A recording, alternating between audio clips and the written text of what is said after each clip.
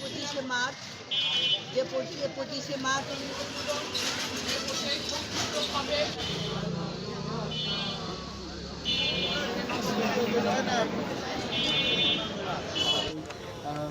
সেই গণহত্যায় নিহত শহীদ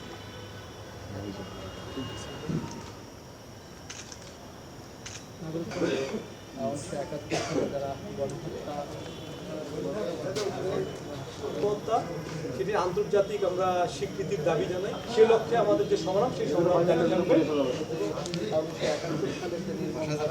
আমরা 25শে মার্চ ভয়াল কালরাত্রি স্মরণে রংপুর মহানগর নাগরিক কমিটির উদ্যোগে আমাদের যে ঐতিহাসিক টাউন হল বদ্ধভূমি রয়েছে সেখানে আমরা মোমবাতি প্রজ্বলন এবং শহীদদের স্মরণে 1 মিনিট নীরবতা পালন করলাম। আজকে আমরা এই দিনটিতে আমরা 71-এর যারা গণহত্যাকারী তাদের বিচার যেমন দাবি করছি, সেই সাথে এই যে গণহত্যা সেই গণহত্যার আমরা আন্তর্জাতিক স্বীকৃতি দাবি করছি।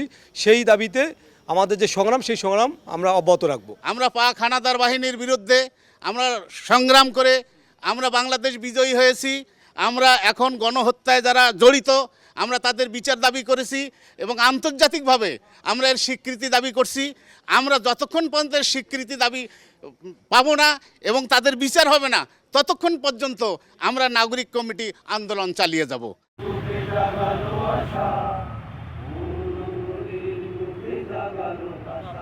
ধন্যবাদ জানাই এবং আগামীকাল গড়ে তুলে এভাবেই আমরা আমাদের বাঙালিরা প্রতিরোধ করে 9 মাস যুদ্ধ শেষে